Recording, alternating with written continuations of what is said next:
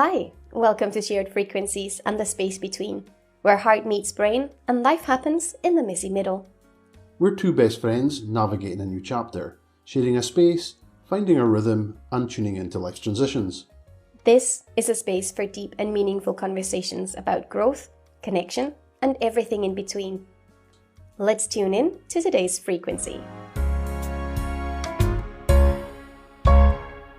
Hello and welcome to Shared Frequencies and the Space Between. This is episode 9. It's a continuation, kind of, from episode 8. It's called The Space Between Then and Now, a mental health check-in. As always, I'm Don. And I'm Elle. And welcome. So episode 8, we talked and had a check-in. You talked. Yeah. Well, we talked. No, you did some I asked talking. questions, yeah. Yeah, and we took a little bit of a deeper dive into my mental health, my current state of mental health, and all that I've kind of been through throughout life, I suppose, on that front. And in this episode, we're going to listen to you, Elle, and your experiences with mental health and where you're at just now, where you've been, the roller coaster that is everybody has when it comes to mental health. So, but it's also been a couple of crazy months. Like, I don't think I've interacted with or talked with a single person who was like, oh yeah, this has been the best months of my life. No, you know, sometimes you'll do that, like during COVID, some people were really struggling and other people were like, this is one of the greatest things that's ever happened in my life. Yes. And like over the past 3 months, I've not met a single person who was not like, yeah, it's a shit show. Yeah. And for whatever reason, you know, there's lots going on in the world. There's lots going on in the universe. There's been, you know, if for those who prescribe to the powers of the universe, and I'm not talking about He-Man and the Masters of the Universe. So yeah, it's also been a bit of I will warn you now, it's also been a bit of a week for us and word association with songs, with... Oh, it's been bouncy. It's been a bouncy week. Yeah.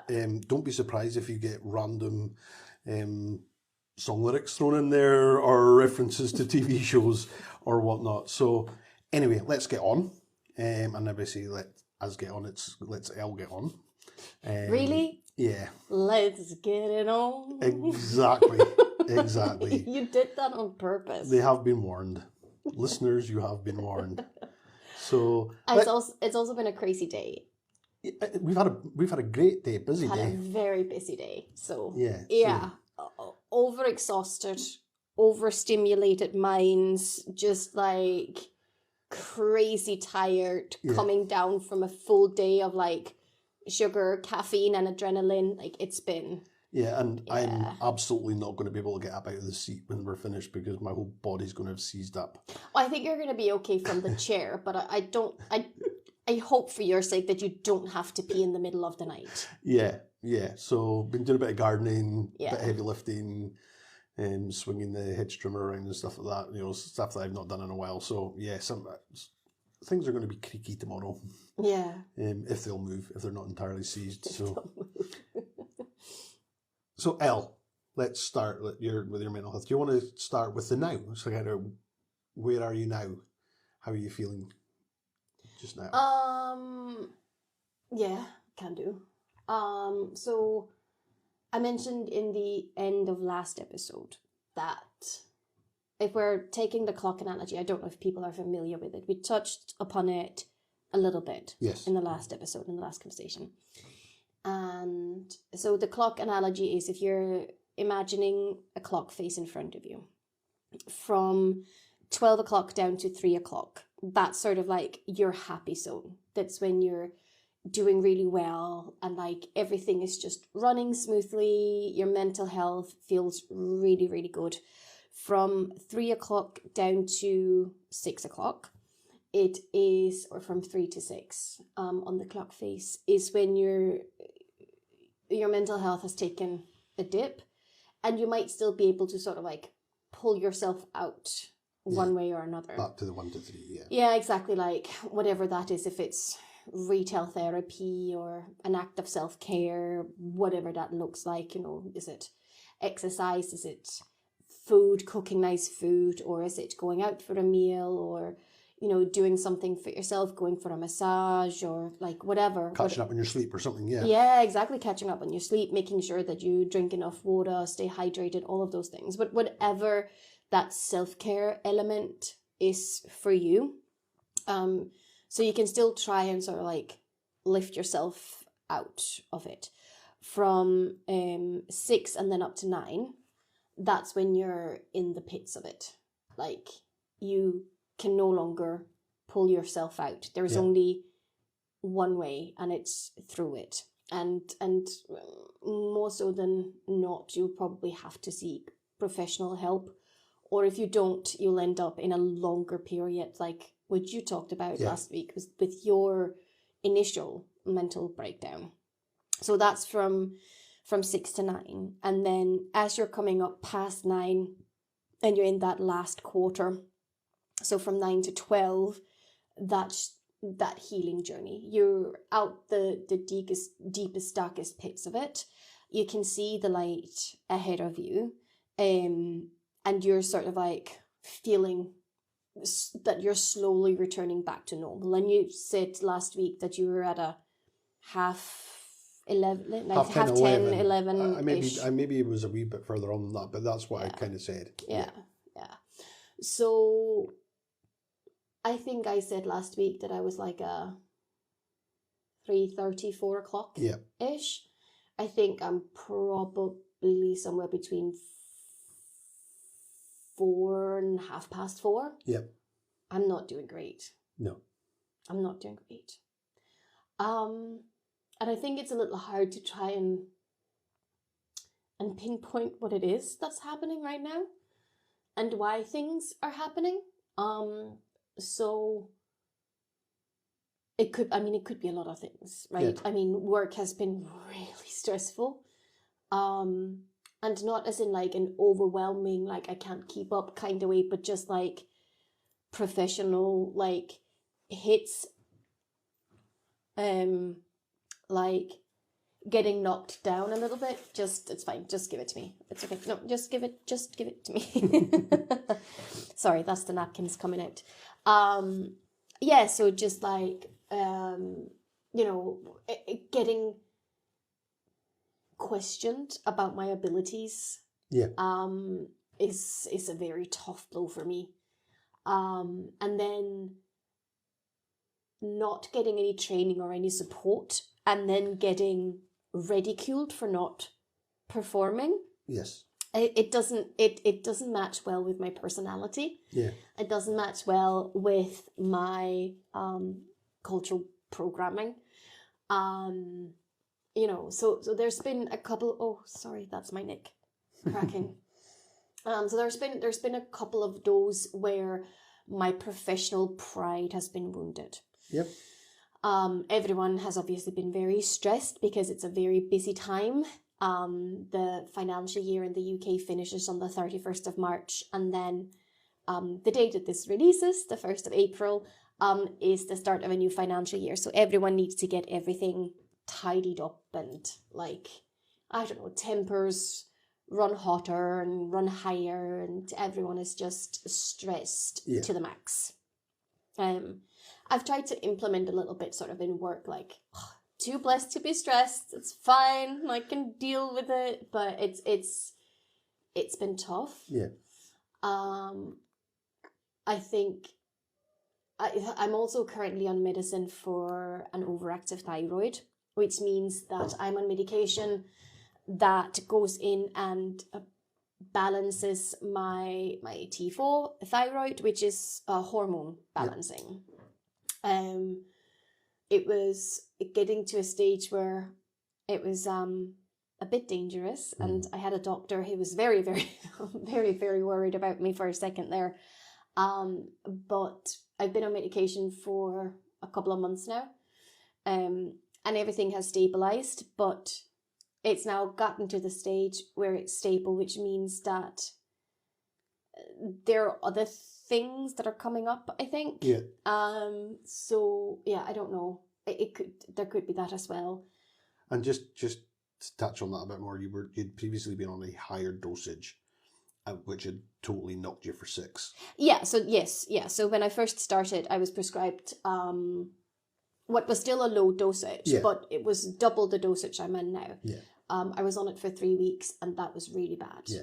That was really, really bad. So initially, my appetite changed, like drastically changed, like insane cravings and just like hungry all the time. My body temperature changed, like within 48 hours of starting the medication. I woke up like bathed in sweat. I was so hot.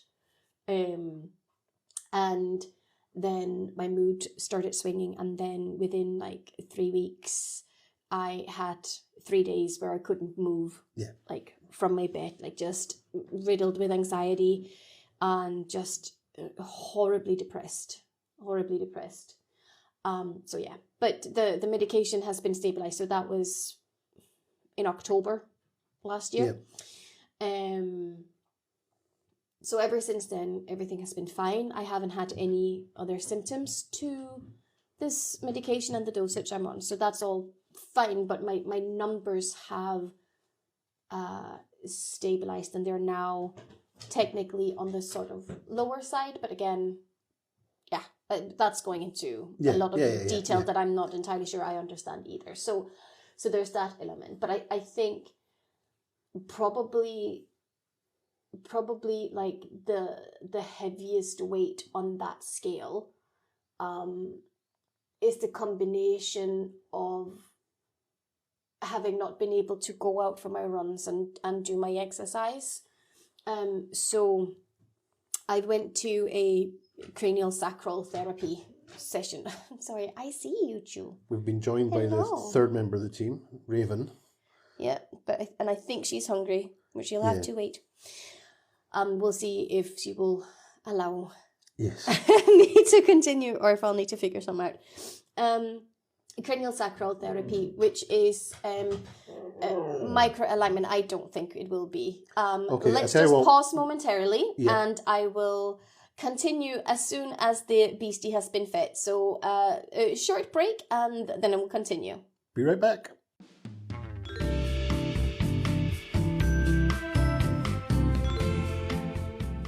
Okay, we're back. The beastie has now been fed. She does have food available to her, but it's in a kong, which is like a ball that she throws around and then gets, a bit of play in, but that's very noisy. So it's preferable that she doesn't use that one right now whilst recording. She did that when I was on the phone yesterday. And our times are all a wee bit. Her time and our time are all a wee bit off because we just had the change of the clocks as well. Well, so it isn't. This is her normal eating time. Yeah. So yeah. No. She adjusts to this. Okay. As quickly as I do, which is an absolute pain for when it's winter time. Yeah. So yeah, we've just changed the clocks into summertime today. So yes, right. So cranial sacral therapy is micro alignment of the meridian pathways in your body, your nerves, and skeletal realignment. Yeah. So I had that a month ago, or 4 weeks, 3 weeks ago. 4? Yes. Thereabouts. And I had my pelvic floor, my sacrum, my spine and my shoulders realigned. And that obviously means that you start walking differently, which means that everything on my right side felt dandy. My left foot, where my left ankle was like, I'm sorry, what? I need to carry weight now? I'm not here for that. So my left foot was in agony for like 2.5 weeks. So I've not been able to come out and go for a run, which is where I sort of burn off some of that excess energy. It's been really good for me this year. I've been very good at going regularly. So I think that's had an impact on my mental health. Does your running for you also give you a bit of like headspace? Yeah, no, exactly. Yeah. So it burns off that excess energy that I have in my head, but also in my body. Yeah. So yeah, it definitely creates headspace. And I think that's really important when I don't get headspace when I'm in my house anymore. Yes. Because as we talked about in one of the earlier episodes, you know, having you here is going to impact me differently. Simply because the way that I recharge is by not talking to anyone. Yeah. Like not having to be present and not having to interact with anyone. I'm very introvert in that way. Like it's very stressful for me, like as in like physically stressful for me to be around people all the time. Yeah. Also because I'm not used to it. Like, I work from home. I go into the office once a week. I didn't go into the office at all in my previous job, and the job before that, very rarely in the office. So, it's that's a big change. But then, personality wise, having been so used to having so much space where I didn't have to interact with anyone in person, so that's really hard for me. But I knew it was going to be hard. Yeah. And this is officially the longest we've ever spent together in one go. Yeah. And I think it's gone really well. Like all things considered, I think it's gone really well. Yeah. But yeah, I think that's probably like the big catalysts.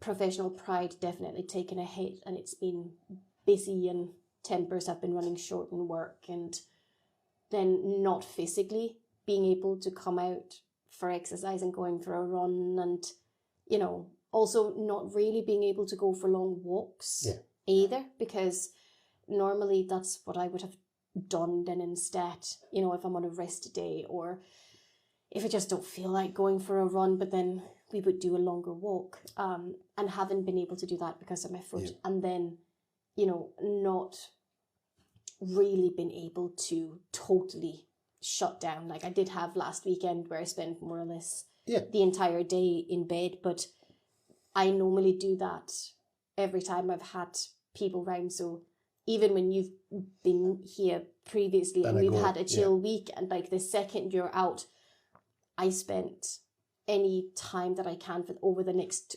24 to 48 hours in my bed. If I'm working, I'm on it at work because that I switch into work mode. But yeah, so that's it's hard for me. It's very hard for me. Yeah. So that's where I'm at now. Yeah. Yeah. So, do you feel you're from where you are now? Looking forward, that you're coming back to the 1 to 3, or? Oh no, I've moved further away from 1 to 3 than I was last week. Last week, but I'm talking about looking forward. If I'm able to, if I feel like I'm able to pull back in. Yeah. Do you feel like you're starting to get on top of these things with work? Do you think so? You talked about the year end being really stressful. Do you think the fact that that's going to come up is going to ease a bit of that? No. And you'll be able to. And you'll no. Okay. No, okay. I don't feel like work has any. No. Yeah. No. It was just. Yeah. It was just like from your like 4:30, which do you have any insight into which way you think it's going to go? So compared, no, I have no clue. Yeah. Okay. No, I have. And I think that's entirely fair. Yeah. No, I have no clue. Like no clue. Yeah. Like compared to where I was at last week, I feel worse. Yes. Compared to where I was at last week, I feel worse. Yeah. And when you asked me just now, that was a just now. Yeah. So from last week, I've moved from like 3:30, 4 o'clock to a 4:30, like between 4 and 4:30, so 4:15. Yeah. So I moved like no, almost with summertime. I skipped an hour ahead. Oh yeah. Yeah. I don't know if I'm going to be able to pull myself out of it. Today has been a good day. My foot is feeling a lot better. Yep. So I can start running again next Good. week, Yep. which I feel like will be good if the weather is not going to be an asshole about it. In a nutshell, yep. I got a lot of things done this morning that had been on the list for a while. So I have a lot of houseplants. Yes. So I took them all out and I repotted all of my houseplants, which was something that was well overdue. I usually do it around like the spring equinox. Yep.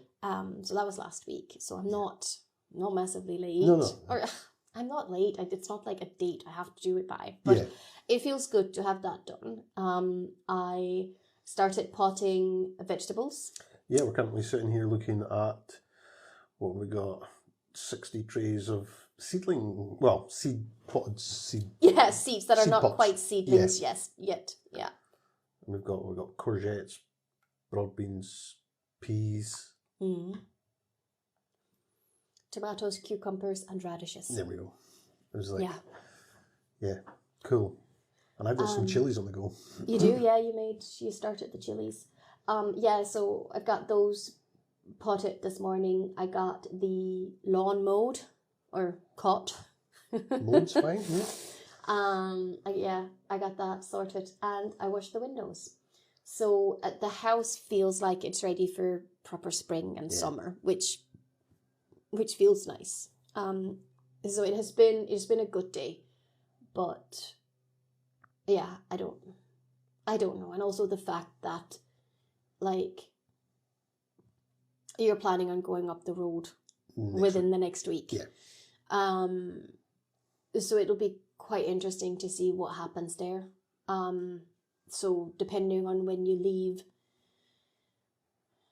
how will that feel? Yeah. I guess we'll just watch this space. Absolutely. Well, we can. We'll talk about it in the next week or two. We can touch on that.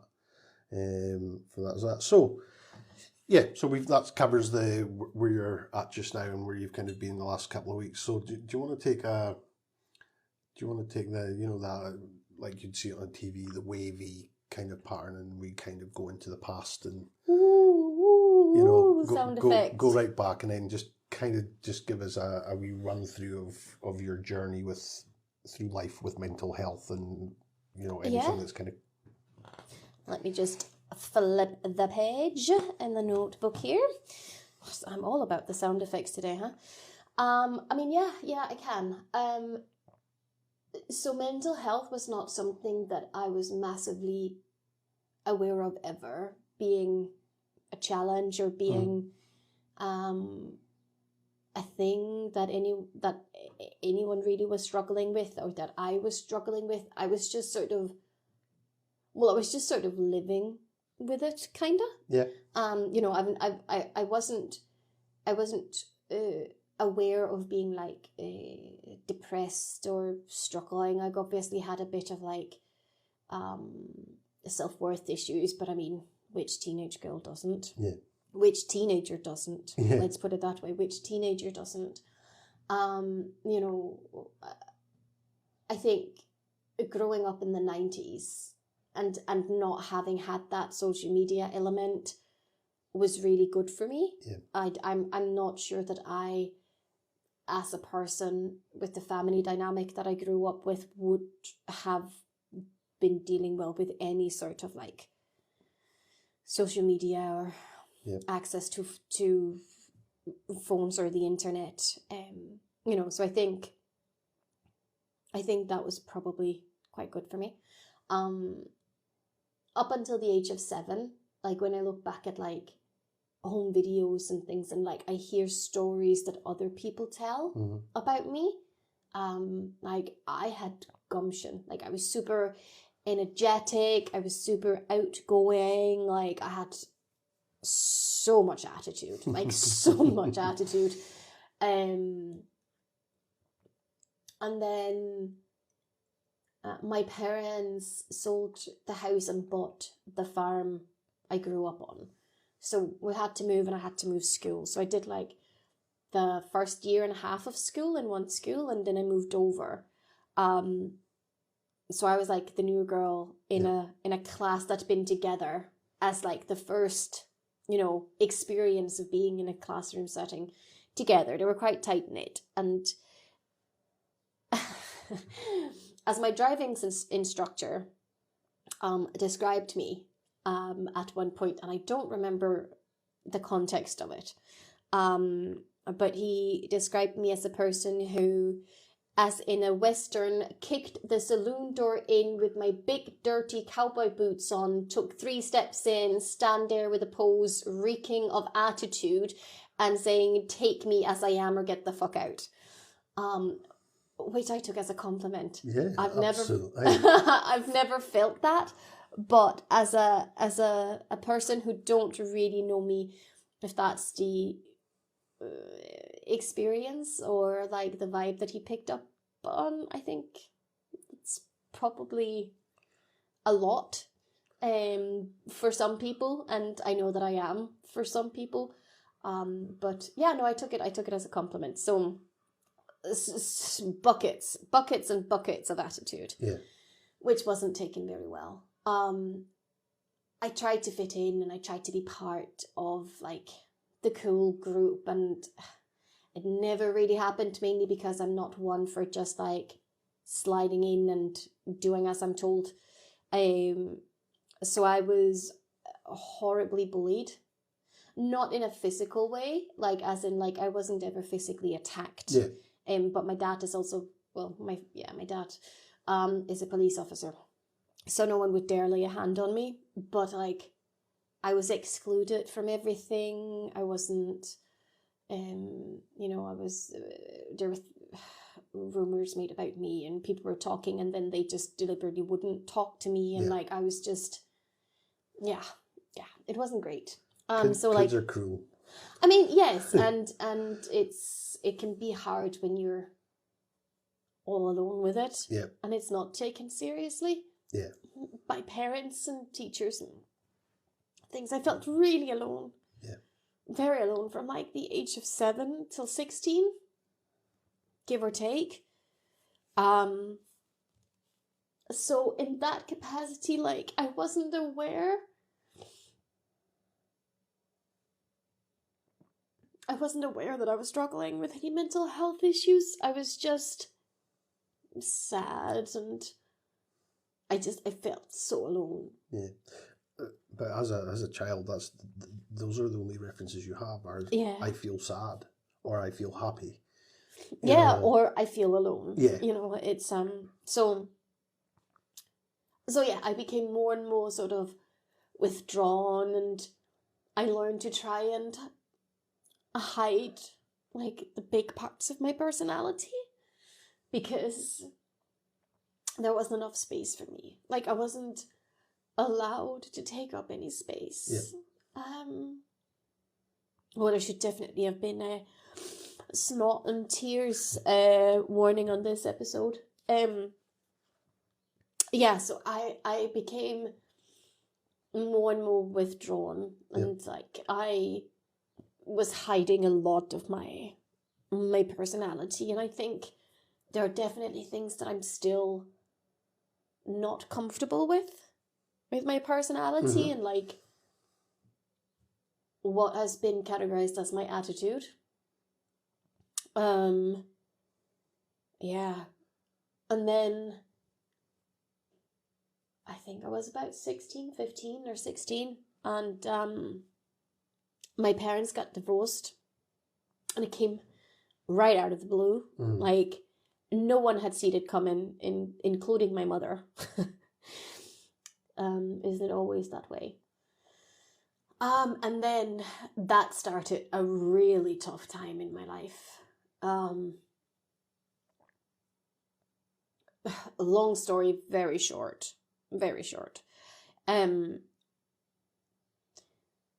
Personality wise and like attitude wise and the way that I think, I'm very similar to my father. But temper-wise, I'm very similar to my mother. And physically, Yeah. and temper-wise, I'm very, very similar to my mother, which means that her and I butt heads a lot. I'm a lot better at expressing my feelings and not letting them simmer. Yeah. My mother has gotten a lot better at it. Yeah. A lot better at it. And we have a good relationship these days. But when I was younger, and especially after the divorce, I reminded her too much of my dad. Okay. And as we've also talked about in previous episodes, I take no bullshit. No. I give people too many chances, but I take no bullshit. I'll call things out as they are, and especially with like injustices. I'm not very good with that. So I fell out with my mother when I was 17, and she kicked me out of the house, and she said to my face, "You are never welcome here again. Yeah. I will never want to see your face ever again." And that's hard to hear, especially because the reason why she didn't want me to be any part of her life was because I had defended my father against an accusation she had made. Yeah. That he wasn't able to defend himself from. So I just said, hey, that's totally uncool, and also you should not be providing your daughter with this information. Yeah. You should be talking to your best friend or your therapist. So yeah, fell out with her. We reconnected a few years later and talked things through, and you know, we're at a really good place, and have been for many years. Yeah.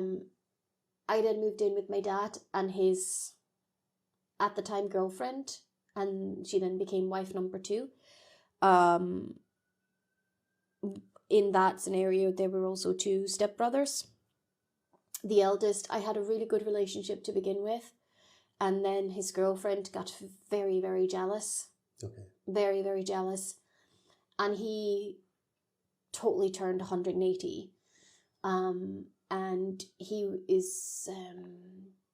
was, I don't know him anymore. Yeah. But he was very manipulative, and he definitely knew how to push my buttons, and he would push them in such a way that I would just end up losing my shit just the second his mother came walking in the room. Then I would then get blamed for being dramatic and hysterical and, you know, ruining everything. I had a good relationship with the younger, but he fell in with a crowd who were gym rats who started taking steroids. And I had biology in my A levels, or GCSEs, or majors, or whatever. All of the different educational systems around the world is, so for context. But you know, so I had a decent understanding of biology, and he handed me the pills that he was taking, and he said, "Can you explain to me what's the side effects are?" And I did, and I was like, "Don't mix it with alcohol. If you start feeling like bursts of anger that you can't necessarily explain when you sit down and think about it, or if you're experiencing any like change in your body temperature, things like that, like you need to stop them and come and tell me." And he never did. And at my dad and then stepmom's wedding, he had been snorting coke, drinking a lot of alcohol, and he was on steroids, which ended out in a massive argument because he was being a disrespectful little prick. And I don't deal well with that. No. And you shouldn't have to. And he was in my bedroom, which is also my space, which wasn't actually my space. It was the office where I had been provided with a temporary bed, like a futon. I think I managed to get my dad convinced into giving me a bed. but it wasn't even my bedroom, and I was the one living there. Yeah. Like full time. Which actually tells you everything you need to know about that situation. But it felt good at the time. Yeah. It's only when I'm looking back at it. Anyway, totally side questing for that story. Yeah, so it ended in a massive blowout, and the younger stepbrother threatened me on my life with violent rape, gang rape, injuries by knife, beatings, and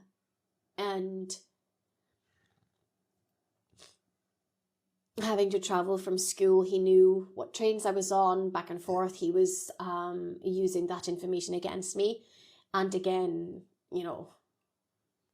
all good things come in small packages. I'm 5'2", 3-ish. I'm 163. But I have the attitude of a Saint Bernard, well, a Rottweiler. Yeah. I think I'm the size of a Saint Bernard, so I didn't take that well. And I challenged him, and I was like, really? Come and have a go if you think you're hard enough. Yeah. And luckily at that point, my dad stepped in. Yeah. There were 3 other police officers present at the party, which is also why I was fairly certain nothing was going to happen, and I don't necessarily think forward. But so he ended up getting kicked out, but I was the one who got the blame. And my stepmother never forgave me. She said that I had ruined her wedding. Yeah. So there was a contentious relationship there. And my dad was then an utter fucking asshole, and in the process of leaving her for another woman, he dragged myself and my sister in to this whole thing, and that just made everything even messier. And now he's with another woman who has very similar personality tendencies, and I have had no contact with him at all for over 2 years. Yeah. But I'm in a good place with my mother, which feels really good. I've always had a really good relationship with my granddad, so my mum's dad, which is really good. Yeah. I'm a little scared because he's doing well. Yeah. He's doing really well. He's really, really well. But he's 89, and it's just becoming more and more apparent that, at one point we're gonna lose him.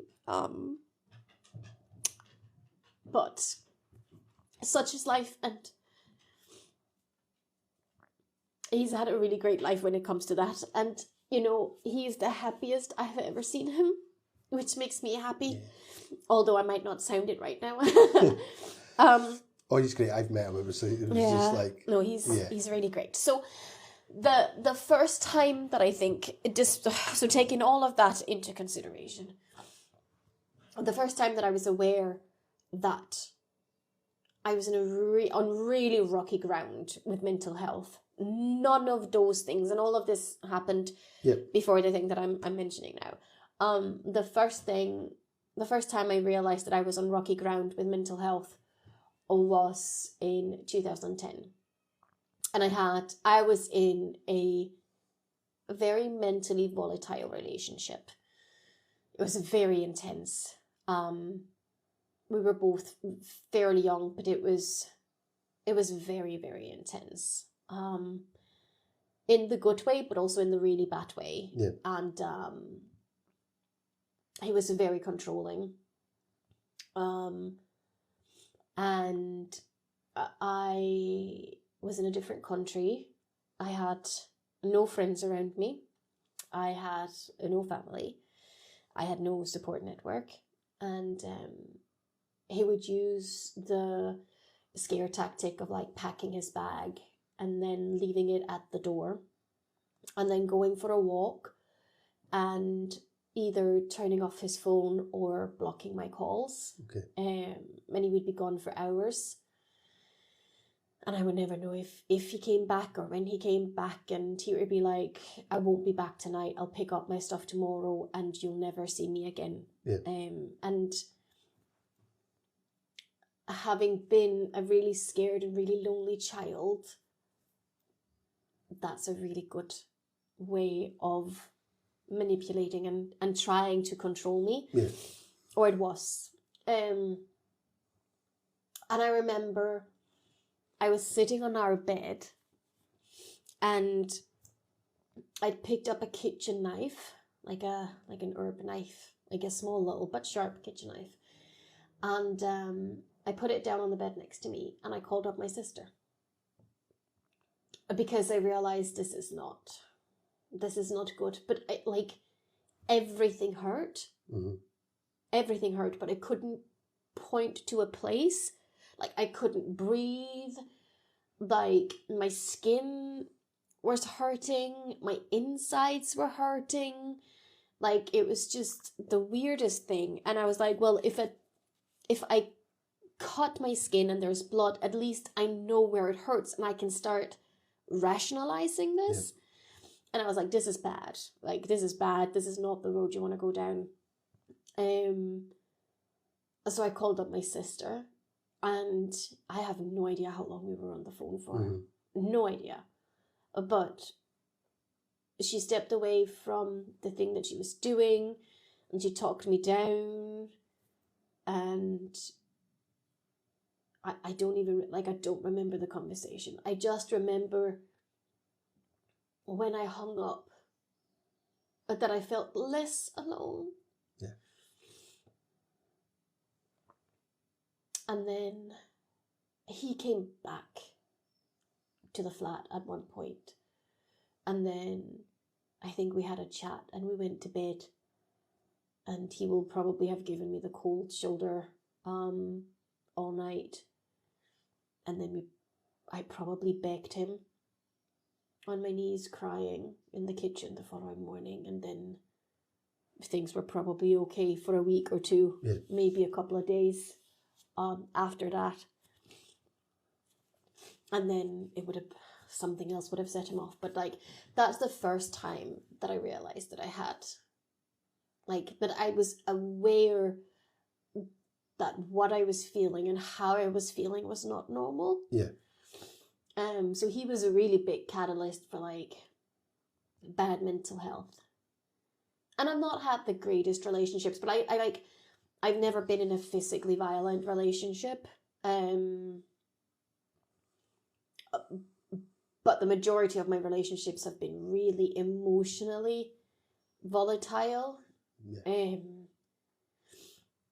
I think the healthiest relationship I've ever been in, and this is going to sound really crazy considering how it ended, but I think the healthiest relationship I've ever been in was the relationship I was in 2022. Okay, yeah. We were very good at talking up until he stopped talking. Yeah. And then just made a decision which felt like it was out of the blue of terminating the relationship. But for a couple of months, we were in a really healthy place. We were giving each other space and we were very good at communicating, and I generally felt like it had the potential for it could have been it. Yes. But that's the thing, isn't it? It doesn't matter what relationship you're in, whether it's a romantic relationship or if it's a business relationship or if it's a family relationship or if it's a friendship. You need to work on it. And I don't know what happened. To this day, I still don't know what happened, what made him make that decision. But he got really scared and he ran away. And then the day after, I found out I was pregnant. Yeah. Which was in itself, that was not a big, it was a shock, and it was annoying because it was on top of heartbreak. And heartbreak that had come out of fucking nowhere. Yeah. But it was not a hard decision. We'd had the conversation to begin with. that neither of us were gonna go into this wanting children. Yep. He already had 3, and I wasn't interested in having a child with just anyone. So I thought that it would be very straightforward. So I booked the termination or the abortion. Well, I called my best friend. And then I booked the termination or the abortion, and then I called my sister. And then I called you. Yeah. And then I tried to get a hold of him, but he wasn't answering. And I finally got a hold of him. And I was like, listen, you need to come and pick up your stuff. You promised me you would pick them up last night, and you didn't. I need you to come and pick up your stuff because you have a lot of stuff here. Yeah.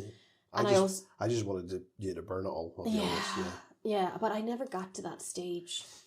Yeah. And it was absolutely burning. It would have been the wrong thing. Oh, yeah. Yeah. And so I was like, you really need to come and pick up your stuff, and I need to talk to you. And he just refused. And he was like, why? What is it that's that important? You're not pregnant, are you? And I was like, well, I am. And then he fucking lost his shit. And that then was followed by 5 weeks of mental torture. Yeah. Now, I fully acknowledge that it was because he was in mental torture. But that does not give him the right to pass that on to me.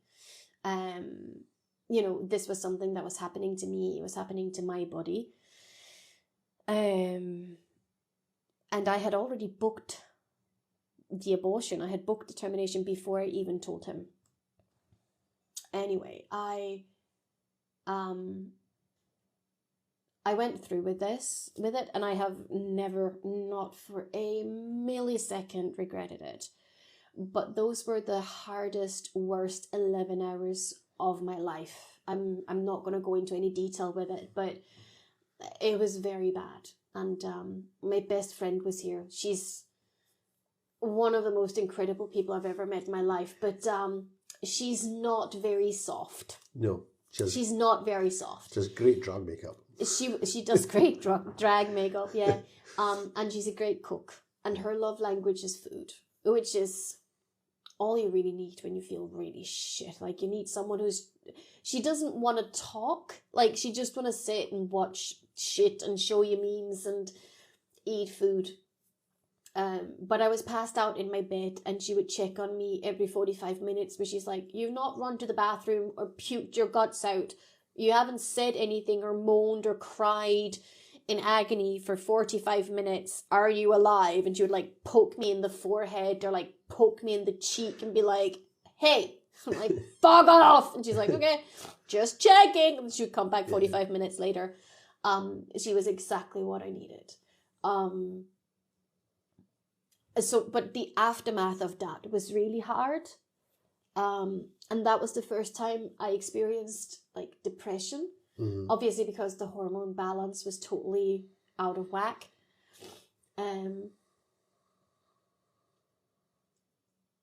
So that was really hard. It was really, really hard. I mean, the only reason I got out of bed every morning was because of the dog and having to take her out for walks in the morning and coming back. And, I'm very good at switching on a professional face and being functioning in work. But that was really bad. And then obviously on the medication last week, last year, not last week, last year, that was really bad as well, but it was shorter. Yeah.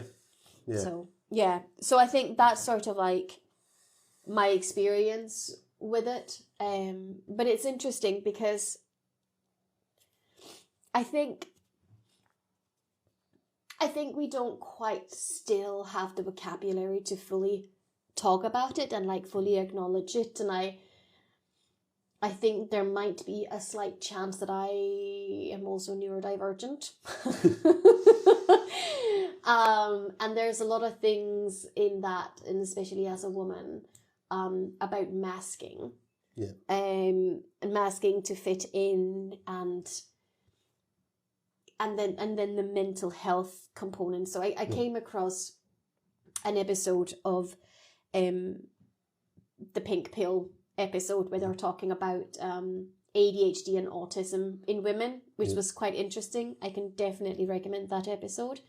And then I listened to a Simon Sinek episode on Friday, where he talks to Darren Brown about happiness. Doing happiness. Yeah, exactly. Because Darren Brown is saying that actually happiness is, it's a noun. Yeah.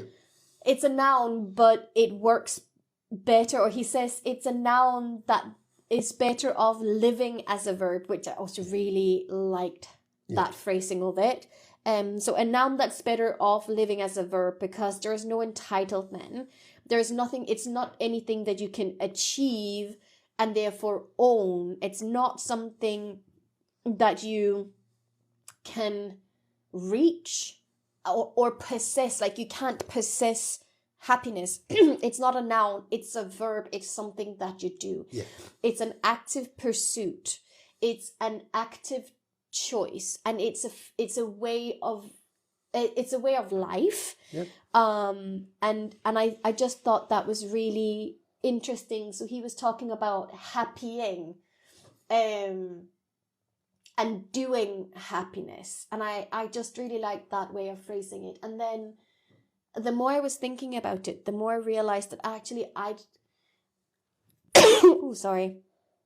kind of thought about that the same way. So when I'm really struggling, I write poetry. Yes. That's my way of just trying to sort through feelings and thoughts.